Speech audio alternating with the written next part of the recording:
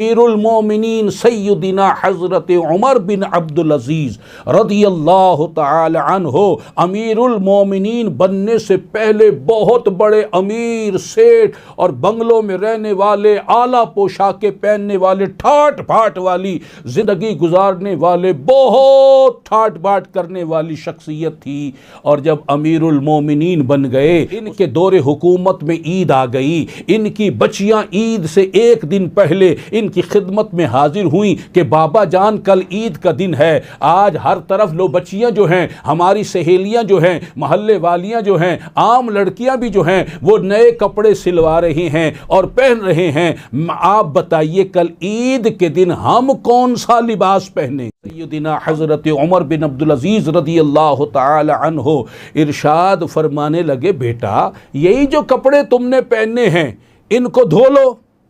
اور دھونے کے بعد ان کو سکھا لو، اور کل پھر تیاری کر لو، یہی پہن لینا۔ بچیاں کہنے لگی، بابا جان ہماری سہیلیاں پڑوس میں رہنے والیاں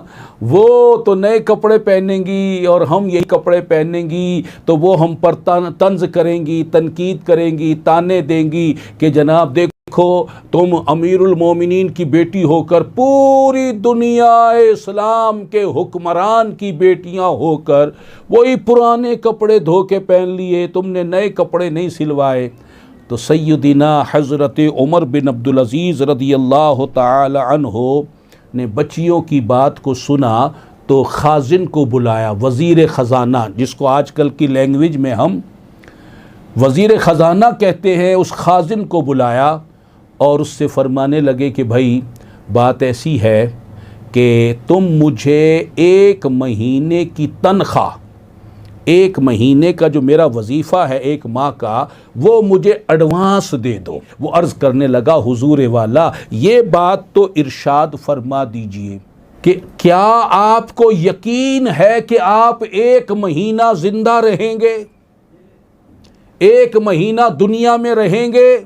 اور جو ملازمت ہے، جو خدمت ہے، وہ آپ سر انجام دے لیں گے اور یوں اپنی تنخواہ کو حلال کر لیں گے؟ آپ نے فرمایا، جزاک اللہ، تم نے بڑی عمدہ بات کی۔ اس کو رخصت کر دیا اور اپنی بچیوں کو بلایا اور فرمانے لگے، بیٹا اس وقت تک کوئی جنت میں داخل نہیں ہو سکتا جب تک کہ وہ قربانی نہ دے، اپنی خواہشات کی قربانی نہ دے، اپنی خواہشات کے خلاف نہ چلے۔ بندہ مومن وہی ہے کہ جو اپنی خواہشات کو قربان کر دے، اللہ کو راضی کر لے۔ اے میری بیٹیوں، کوئی بات نہیں، تمہیں اگر 2-4 تانے پڑ بھی جائیں اس کی فکر نہیں کرنا، اللہ کو راضی کرنا مقصود ہے، اللہ راضی ہو جائے۔ یہی کپڑے جو تم نے پہنے ہیں انہی کو دھو لو اور انہی کو کل عید کے دن پہن لینا۔